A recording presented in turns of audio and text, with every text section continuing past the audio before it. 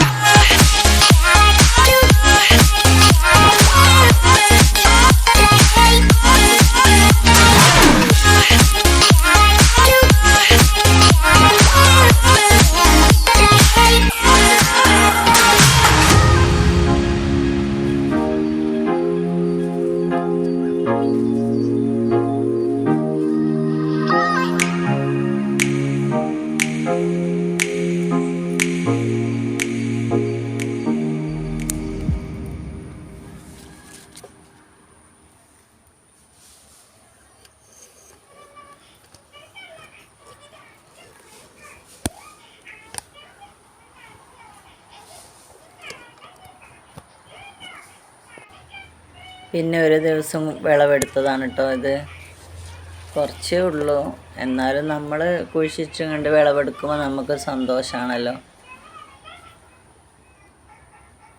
നമ്മളെ ആവശ്യത്തിന് കിട്ടും ചെയ്യും. വൈകുന്നേരം ഇത് മാത്രം വേവിച്ച് കഴിച്ച് കിടന്നാൽ മതി. നല്ല സുഖമാണ്.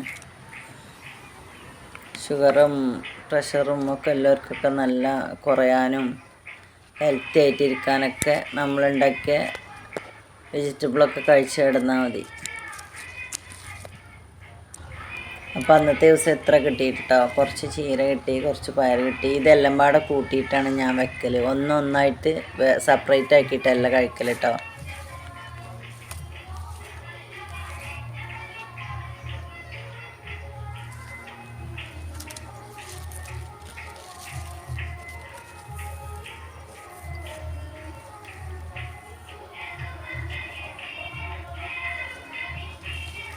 എല്ലാം കുറേ കുഴിച്ചിടുമ്പോൾ എല്ലാത്തുമെന്ന് ഓരോന്ന് പറിച്ചാൽ തന്നെ നമുക്ക് ആവശ്യമുള്ളത് കിട്ടും. അപ്പം അന്നത്തെ ദിവസം ഇത്ര കിട്ടിക്കണം കേട്ടോ.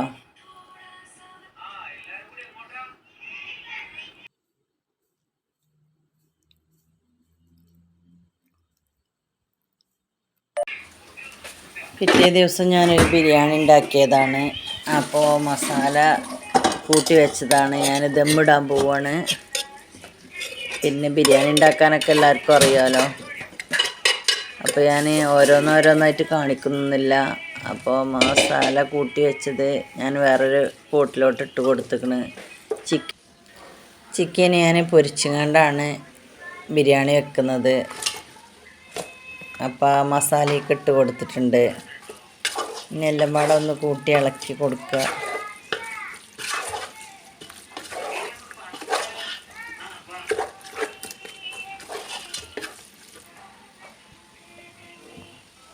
ഇനി അതിൻ്റെ മുകളിൽ നമ്മളൊരു നെറ്റ് പോലത്തെ ഒരു തുണി വിരിക്കുക. എന്നാൽ ചോറ് സെപ്പറേറ്റ് ആവും.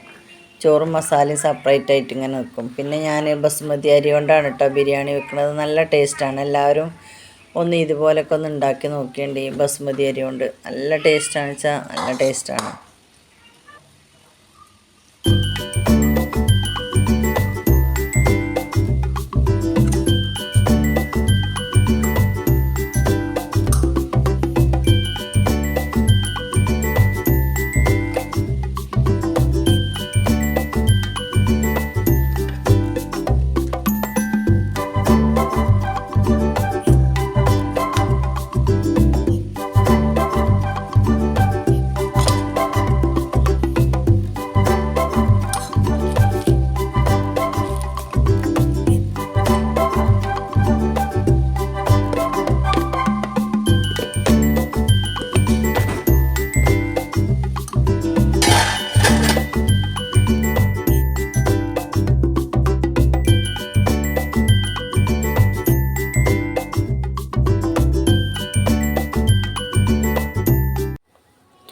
അപ്പം നമ്മളെ ബിരിയാണിക്ക് വെന്തു.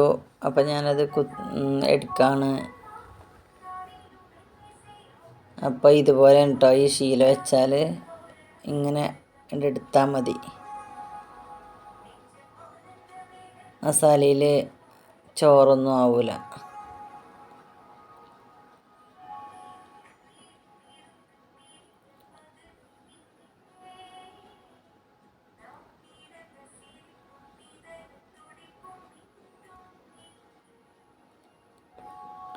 അടിയിലൊന്നും പിടിച്ചിട്ടില്ല. നല്ല മസാലയായി വന്നിട്ടുണ്ട്. അപ്പോൾ ഓക്കെ, അസ്സലാമു അലൈക്കും. എല്ലാവർക്കും ഇഷ്ടമായാൽ ലൈക്ക് ചെയ്യുക, ഷെയർ ചെയ്യുക, കമൻറ്റ് ചെയ്യുക, സബ്സ്ക്രൈബ് ചെയ്യുക.